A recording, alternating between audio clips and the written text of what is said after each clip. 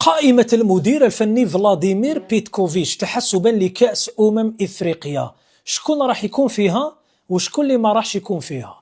شكون هما اللاعبين اللي راهم يلعبوا في كأس العرب اللي قادرين يدخلوا القائمة؟ كلام يهضروا على فيكتور لكحل، كي تسقسيني على فيكتور لكحل نقول لك الإمكانات تاعو، الإحصاءات تاعو، الأرقام تاعو، الاستقرار في المستوى تاعو مع كل المنتخبات اللي رانا نلعبوا معاها.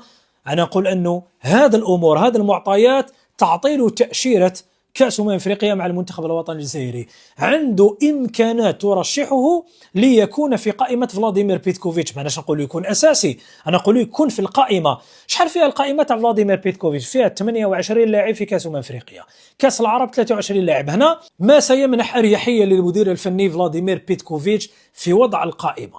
كاين أيضا أشرف عبادة في الدفاع يقدر يسحق فلاديمير بيتكوفيتش، ماناش نقولوا بالضرورة يلعب أساسي، أنا نقولوا اللاعبين اللي يبينوا مستويات كبيرة في كأس العرب.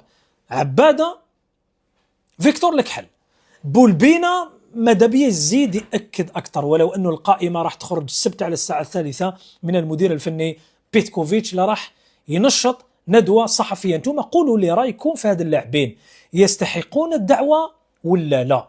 شكون خير منهم؟ نعطيكم مثال، فيكتور لكحل، أعطوا لي لاعب من بين الأسماء اللي راح نقولها لكم أفضل من فيكتور لكحل في خط وسط الميدان: رامي الزروقي، نبيل بن طالب، زرقان.